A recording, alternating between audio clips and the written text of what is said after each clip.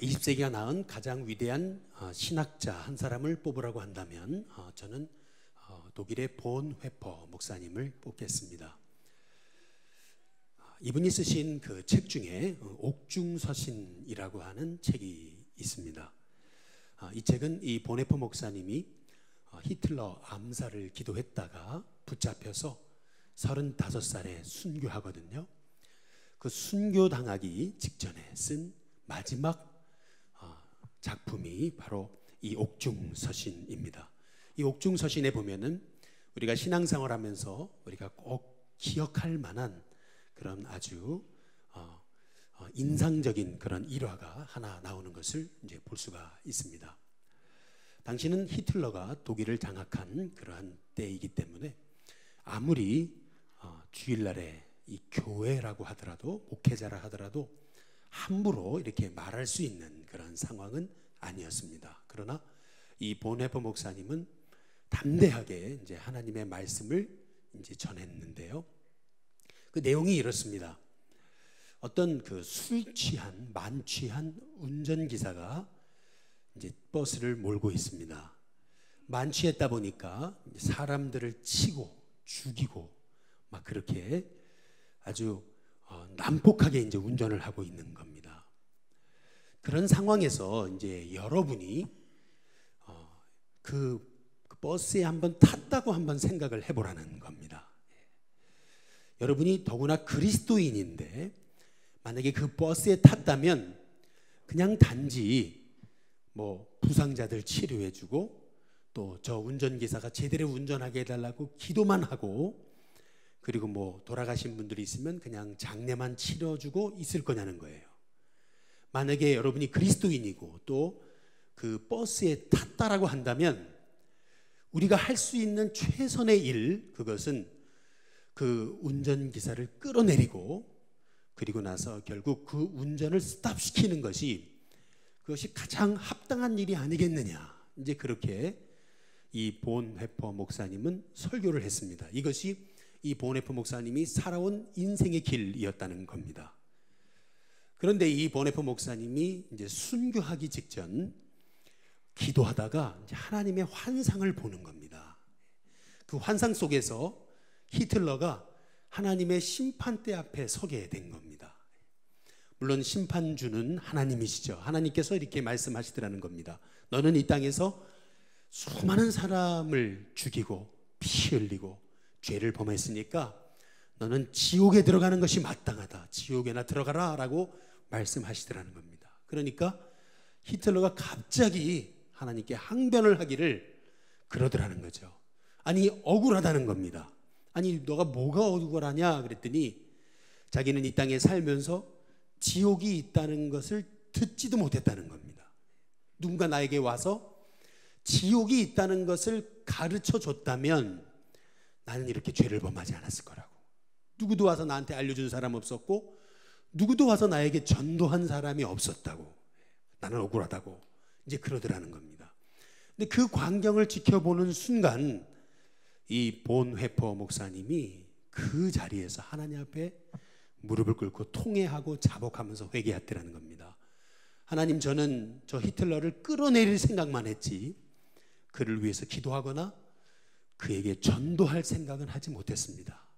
다 저의 죄이고 허물입니다 라고 회개하며 기도하는 시간을 가졌더라는 것입니다.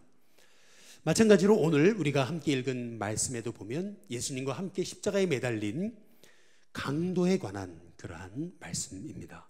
극악무도한 죄를 짓고 십자가에 죽는 그 강도와 예수님과 사이에 있었던 그 말씀, 그것이 바로 오늘 여러분과 함께 나눌 말씀인 것입니다. 예수님께서 십자가에서 하셨던 말씀, 마지막 7개의 말씀을 가상칠언이라고 한다고 말씀드렸습니다. 이 가상칠언의 첫 번째 그리고 두 번째 말씀이 여러분이 오늘 함께 읽으신 말씀인데요. 가상칠언의 첫 번째 말씀이 무엇이었습니까? 누가복음 23장 34절 이해하시기 좋게 2, 3, 4 그렇게 외우시면 된다 그랬습니다. 함께 같이 한번 읽어보겠습니다. 같이 읽습니다. 시작.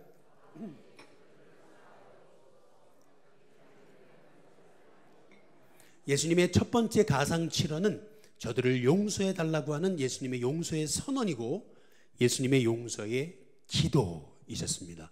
예수님의 마지막 십자가에 죽으시면서도 예수님이 용서를 선언하시고 용서를 위해 기도하셨다면 바로 우리의 삶도 결국 용서를 위한 삶이 되어야 된다는 것을 지난 시간에 말씀을 드렸습니다. 용서는 선택이 아니고 용서는 그리스도인의 존재 이유고 바로 부르심의 이유라는 것을 말씀을 드렸습니다.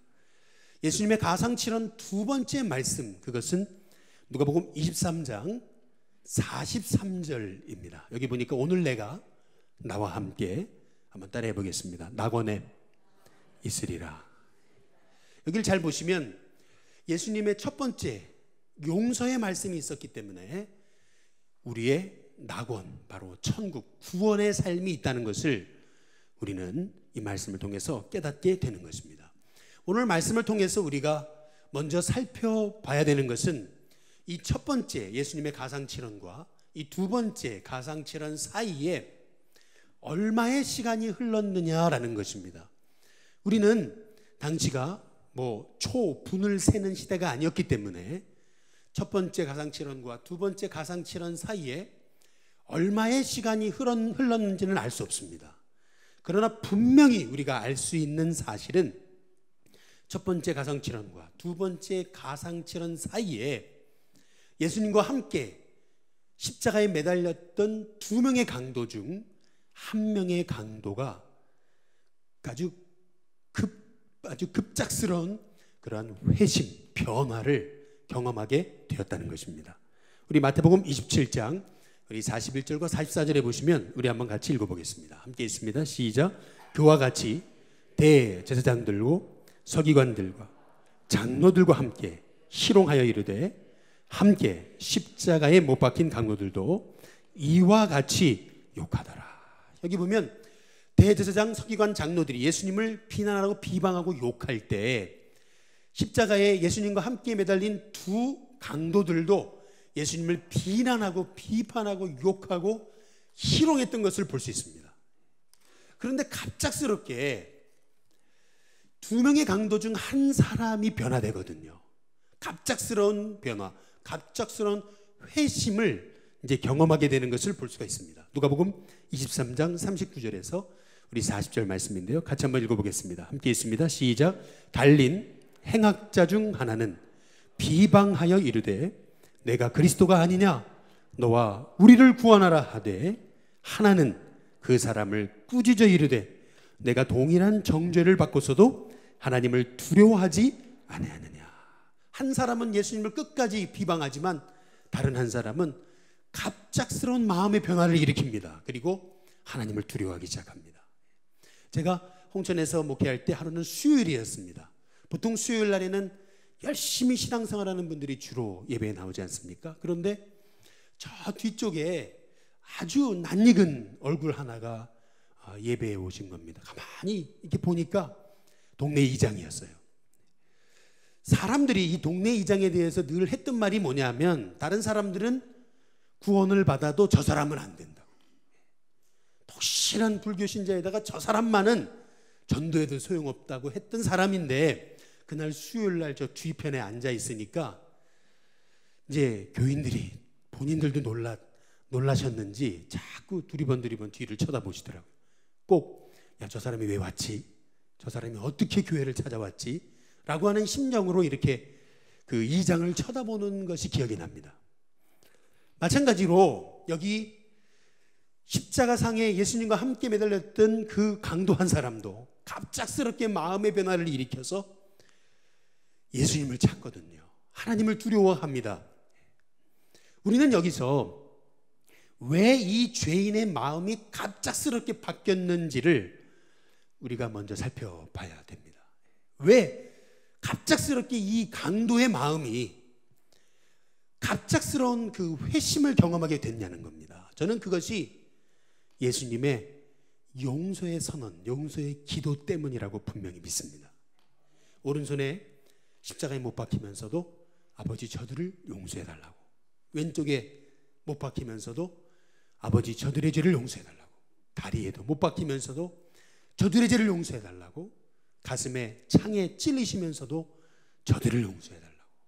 서기관과 대제사장과 바리새인들이 예수님을 비방하고 조롱하고 희롱하고 비웃을 때 예수님은 그때마다 저들의 죄를 용서해달라고 예수님이 기도하시고 예수님이 선포하셨던 그 말 한마디에 아마 이 강도의 마음은 갑작스럽게 그 마음의 변화를 일으킨 것이 아닌가라고 하는 생각이 드는 것입니다. 이것이 용서의 힘이고 이것이 용서의 축복이 아닌가라고 하는 생각이 드는 것입니다. 이 강도의 마음이 갑작스럽게 변화되기 시작하니까 이 강도의 마음에 들었던 생각, 구원받고 싶다는 생각 아니겠습니까? 나도 구원받을 수 있을까? 그런데 이 강도는 차마 나 같은 사람이 구원받을 수 있을까? 차마. 이 강도는 그래서 염치불구하고 이렇게 얘기하는 거죠. 우리 누가복음 23장 42절에 보시면은 같이 한번 읽어보겠습니다. 함께 있습니다. 시작. 이르되 예수여 당신의 나라에 임하실 때에 나를 어떻게 해달라고요?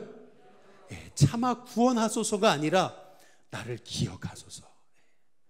나를 기억만 해달라고 이제 그렇게 말하고 있는 것을 볼 수가 있습니다. 그때 우리 예수님께서 죄인들을 향해 이 강도만이 아니라 저와 여러분을 향한 위대한 말씀을 하시는 겁니다. 그게 뭐냐면 누가복음 23장 바로 43절의 말씀이죠.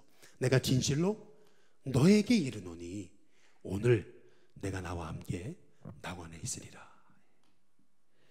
저는 이 말씀을 통해서 우리는 예수님의 마음을 우리가 알아야 된다고 생각합니다. 신앙생활이란 뭐냐? 신앙생활이란 한마디로 말하면 하나님의 마음을 알아가는 것이다. 저는 그렇게 생각을 합니다. 오늘 여기 십자가상에서 예수님 남기셨던 이 가상칠언을 통해서 알 수 있는 예수님의 마음은 뭐냐면 예수님은 십자가에 죽으시는 최후의 순간까지도 한 영혼의 죄인을 구원하는데 그 순간을 사용하셨던 것을 알 수가 있습니다. 제가 한번 여러분께 여쭤보겠습니다. 여러분에게 만일 그럴 일은 없겠지만 지금으로부터 여러분이 딱 10분만 살 수 있다면 여러분의 남겨진 생이 지금부터 딱 10분이라면 무슨 일을 하시겠느냐는 겁니다. 예수님은 그 남겨진 그 최후의 그 마지막 시간을 한 영혼을 구원하는데 사용하셨던 것을 볼 수가 있습니다. 이것이 예수님의 마음이고 이것이 예수님의 삶이셨다라고 하는 것입니다. 이와 같은 삶을 산 분이 한 분 있습니다. 저는 이와 같은 예수님과 같은 삶을 살았던 한 분을 뽑으라고 한다면 저는 우리 한국에 오신 최초의 감리교 선교사님이신 아펜젤러 선교사님을 뽑고 싶습니다. 이분은 44세에 순교합니다. 한국에서 17년간 사역을 하시는데요. 그 17년 사역의 기간 동안 생을 바쳐 헌신합니다. 그리고 마지막 죽는 순간에도 한 영혼을 구원하고 순교하시거든요. 목포로 가다가 목포로 내려가는 배를 탔어요. 성경 번역학회에 참석하기 위해서 배를 탔다가 배가 전복됩니다. 순간 한국 아이가 죽어가는 모습을 보면서 이 선교사님은 뛰어들죠. 사람들의 증언에 따르면 살 수 있는 기회가 있었다는 거예요. 살아남은 사람들의 증언에 따르면 말이죠. 그러나 우리 아펜젤러 선교사님은 그 마지막 바로 한 순간까지 한 영혼을 구원하기 위해 뛰어들었다가 결국 순교로 마감하는 인생이 바로 그의 인생이었습니다. 마찬가지로 우리 예수님도 마지막 순간까지 한 영혼의 구원을 위해서 사신 분이셨다는 겁니다. 우리 누가복음 23장 우리 33절에 보시면은 예수님이 십자가에 달리셨던 곳을 뭐라고 불리는 곳이라 그럽니까? 해골이라 불리는 곳이다라고 그렇게 말하고 있습니다. 예수님이 매달리셨던 그 십자가의 장소는 해골이라 불리는 곳이다라고 얘기하는 것은 다름 아닌 예수님이 바로 우리가 당할 저주, 우리가 당할 고통을 대신 짊어지셨음을 말씀하고 계시는 것이죠. 대신 십자가에 매달려 죽고 계시는데도 불구하고 사람들은 예수님을 조롱하잖아요. 또 이 죄수들도 예수님을 조롱했잖아요.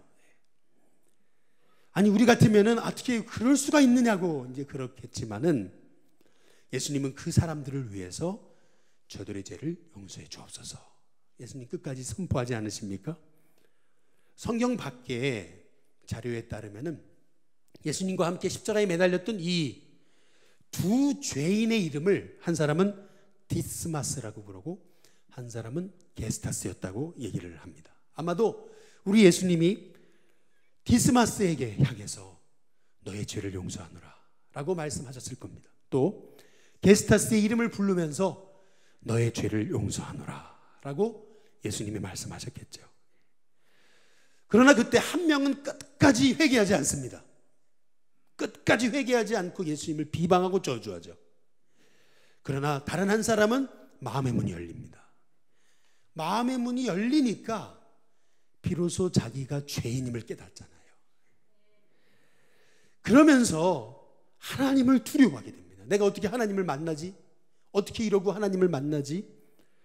그래서 누가복음 23장 42절에서 예수여 당신의 나라에 임하실 때의 나를 기억해 달라고 얘기하는 겁니다. 차마 구원해 달라고 얘기하지 못하는 겁니다. 근데 그때 우리 예수님이 하신 말씀이 누가복음 23장 43절에 우리 다시 한번 읽어보겠습니다. 함께 읽습니다. 시작. 예수께서 이르시되 내가 진실로 네게 이르노니 오늘 내가 나와 함께 낙원에 있으리라 하시니라. 여기서 우리가 주목해 봐야 될 말씀이 있습니다. 첫 번째 그것은 뭐냐면 한번 따라해 보겠습니다. 진실로.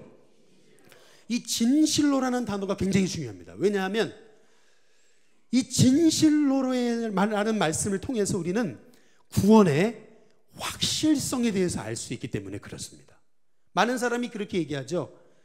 아니 평생 죄만 짓고 살아온 사람인데 저렇게 사람들 괴롭히고 평생 선한 일은 한 번도 하지 않은 사람인데 저 사람이 마지막 죽기 전에 한 번 예수님 이름 불렀다고, 한 번 회개했다고, 어떻게 저 사람이 구원받을 수 있냐고 이제 많은 사람들이 그렇게 얘기를 할 것입니다. 선한 짓을 했어야 저 사람이 구원받는 게 아니냐. 그러나 여러분 이 말의 의미는 뭐냐면 구원의 기준이 누구에게 있어요? 나에게 있다는 겁니다. 사람에게 있다고 착각하는 겁니다. 내가 착한 일을 했어야 구원받는 게 아니냐. 구원의 기준이 어디 있어요? 나에 있다고 착각하는 거예요. 구원의 기준은 어디 있어요? 바로 하나님의 은혜에 있어요. 십자가에 있어요. 그래서 우리 예수님이 내가 진실로 너에게 이르노니 라고 이렇게 말씀하시는 겁니다. 다시 한번 따라해 보시죠. 진실로.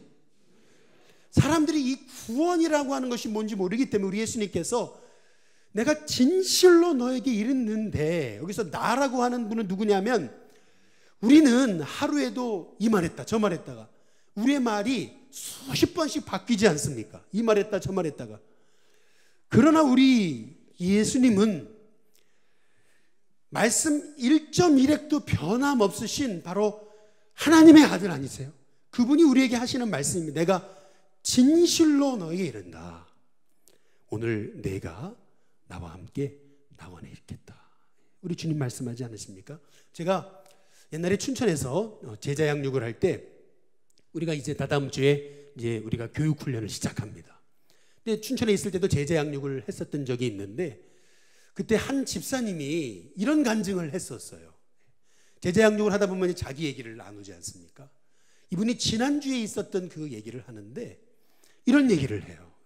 자기 아버지의 구원을 위해서 평생 기도를 했었는데 아버지의 병세가 갑자기 악화되는 바람에 아버지가 곧 임종하실 것 같더라는 거예요.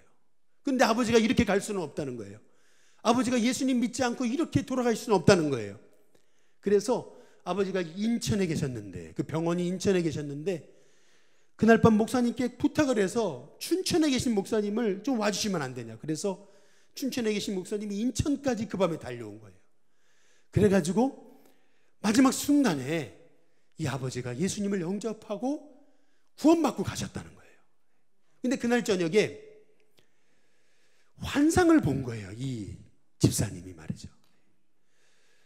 하나님의 품이 있는데 하나님의 품에 아버지가 이렇게 안기는 그런 환상을 봤다는 거예요. 그런데 아버지가 환하게 자기를 향해서 웃으시는데 꼭 하시는 말씀이 너무 고맙다. 잘했다, 딸아. 천국에서 다시 만나자. 그런 음성, 그런 모습이셨다는 거예요.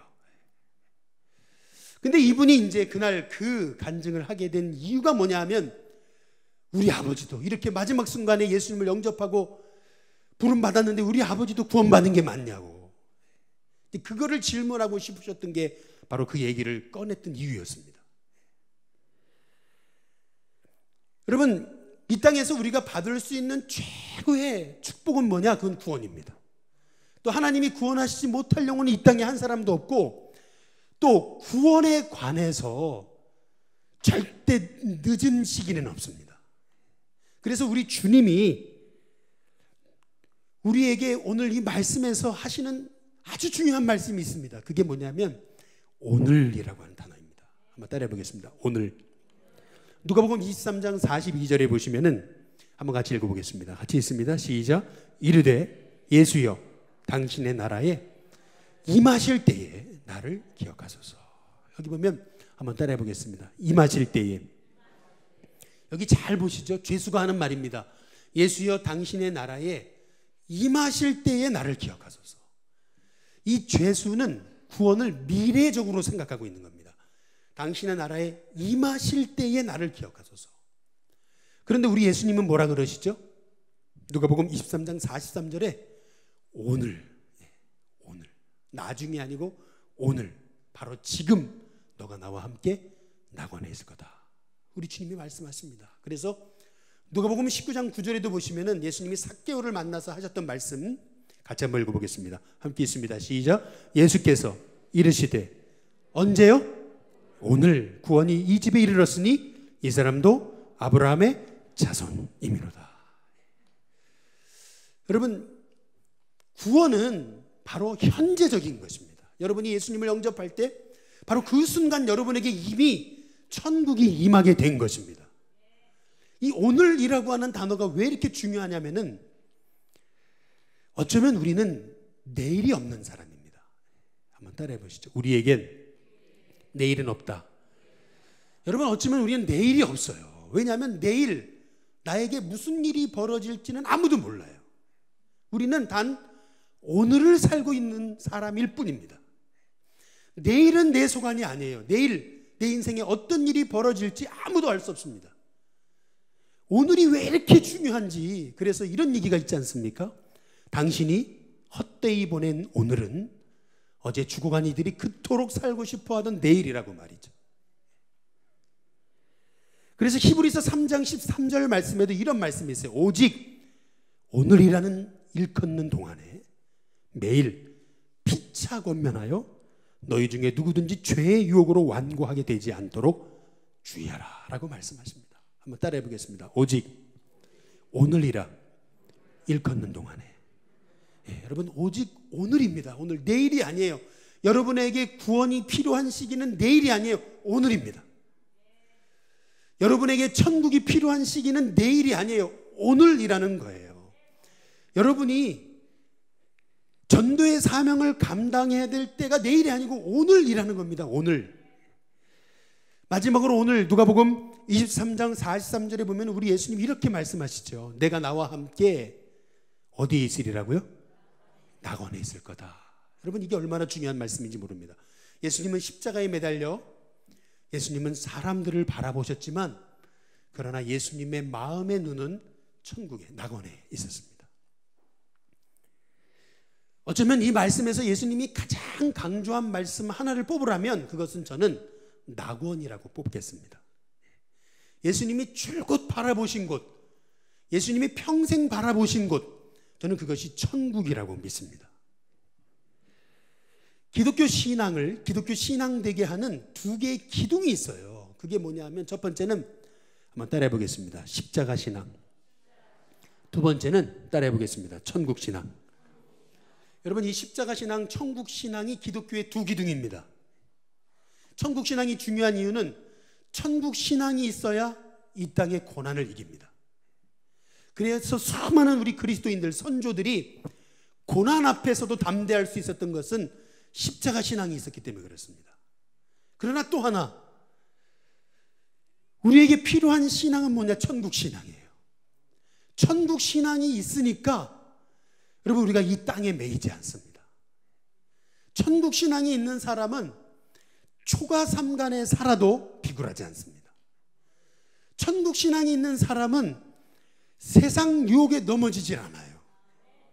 천국 신앙이 있으니까 우리가 세상에 취해서 세상만 바라보고 땅만 바라보고 낙심하며 살지 않더라는 것입니다. 그래서 우리의 신앙에서 가장 중요한 두 신앙, 그것은 십자가 신앙과 천국 신앙이더라는 거예요. 근데 안타깝게도 많은 분들이 이 십자가 신앙과 천국 신앙을 잃어버리더라는 겁니다. 이 십자가 신앙과 천국 신앙을 잃어버린 결과 나타난 현상은 고난을 견디지 못합니다. 세상에 매여버렸습니다. 늘 세상만 바라보고 살아요. 그리고 천국 신앙을 잃어버리니까 영혼 구원의 열정을 잃어버렸습니다. 여러분 아마 많은 분들이 이 찬양 아실 거예요. 그러나 요새 중고등학생들 또 청년들한테 이 찬양 아냐 그러면은 우리 청년들은 모른다 그럽니다.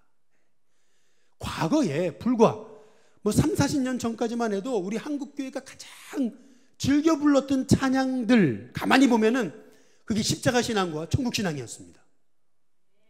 한번 보시죠. 죄 많은 이 세상은 내 집 아니네. 내 모든 보화는 저 하늘에 있네. 저 천국 문을 열고 나를 부르네. 나는 이 세상에 정들 수 없도다. 오 주님 같은 친구 없도다. 저 천국 없으면 나 어떻게 하나. 저 천국 문을 열고 나를 부르네. 나는 이 세상에 정들 수 없도다. 벌써 이 찬양의 가사가 나오면 벌써 가사가 흥얼흥얼해지는 것을 느끼는 분들이 계실 겁니다. 과거 불과 30년 아니 20년 전만 해도 우리가 얼마나 이 찬양을 많이 불렀어요. 그러나 요새 젊은이들은 이 찬양 있는지조차 모릅니다.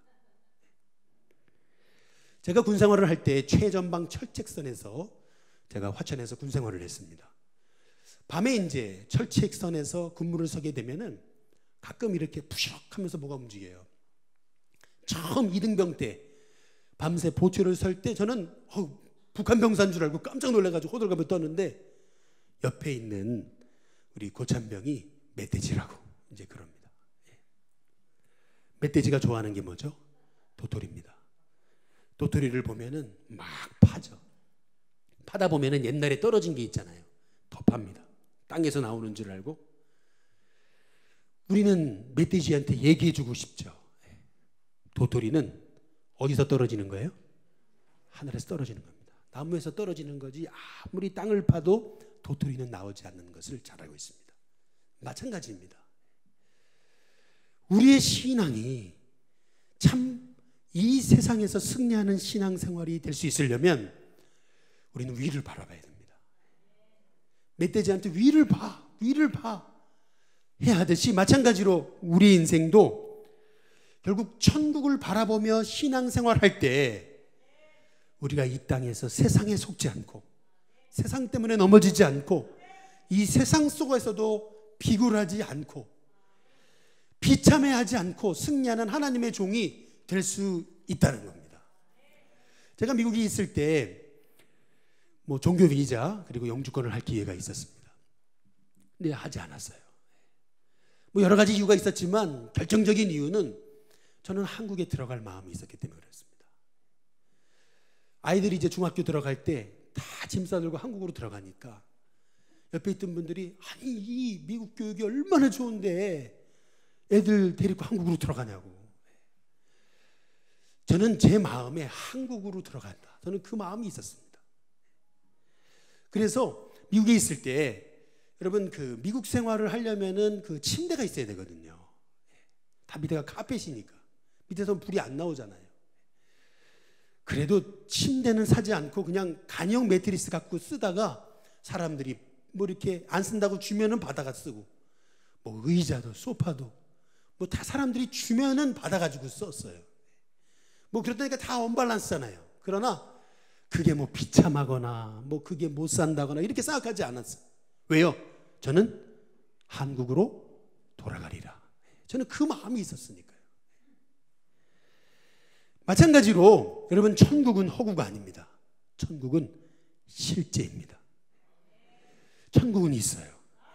우리 예수님이 마지막 십자가에서 내가 진실로 내게 이르노니 오늘 내가 나와 함께 낙원에 있으리라. 우리는 예수님은 끊임없이 천국을 바라보시잖아요. 마찬가지로 우리의 신앙도 천국을 바라보는 신앙생활이 되어야 된다는 겁니다. 마지막 이 말씀을 드리고 마치고자 합니다. 1899년에 미국의 유명한 두 사람이 같은 해에 죽습니다. 한 사람은 유명한 전도자 D.L. 무디고 한 사람은 로버트 잉거솔이라는 그런 사람이었습니다. 두 사람의 공통점, 두 사람은 다 기독교 집안에서 태어났습니다. 두 사람 다 연설을 너무 잘했어요. 수많은 젊은이들이 따랐습니다. 그러나 두 사람에게는 차이점이 있었습니다. 잉거솔은 무신론자가 됩니다. 성경은 거짓말이고 하나님도 없고 기독교인이 만들어낸 천국은 허구다라고 얘기를 했습니다. 반면에 D.L. 무디는 배운 건 없었지만 천국을 소망하면서 늘 천국을 증거하며 살아갔습니다. 그들의 인생 결론 어떻게 끝났습니까? 로버트 잉거솔은 무디보다 아주 한참 아래 사람이었습니다. 그러나 그는 갑자기 세상을 떠납니다. 그 남편이 세상을 떠난 슬픔 때문에 그 아내는 남편의 시체를 며칠 동안 끌어안고 사람들한테 알리지 않고 울었다는 얘기가 있습니다. 그가 죽자 그의 유품은 다 소각되고 말았습니다. 반면 무디는 1899년 12월 22일 몸은 약해졌지만 그의 눈은 영안이 떠져서 하나님의 부르심을 봅니다. 하나님이 나를 부르신다 라고 말씀하시고 그리고 잠자듯이 하나님이 불러가셨습니다. 아니 어떤 분은 너무 극단적인 예가 아니냐라고 얘기할지 모르겠습니다. 그러나 여러분 이것이 우리에게 남겨진 인생의 두 갈래길입니다. 이 땅에는 두 종류의 인생이 있어요. 돌아갈 본향이 있는 인생하고 돌아갈 본향이 없는 인생입니다. 여러분은 어떤 인생입니까? 돌아갈 본향이 있는 인생입니까? 돌아갈 본향이 없는 인생입니까? 어떤 인생으로 사시겠습니까? 우리는 어떤 인생으로 살아야 되겠습니까? 바로 이 돌아갈 본향이 있음을 예수님처럼 마지막 그 최후의 순간까지 증거하며 살아가는 사람이 되어야 되지 않겠느냐는 거예요. 마지막 최후의 순간까지 바로 이 천국을 소망하며 천국을 전하며 천국을 증거하며 살아가야 될 사람이 우리가 아니냐는 거예요. 바라기는 저와 여러분이 마지막 순간까지 이 천국을 증거하며 살아가는 저와 여러분이 될 수 있게 되기를 주님의 이름으로 축복합니다. 같이 기도하겠습니다.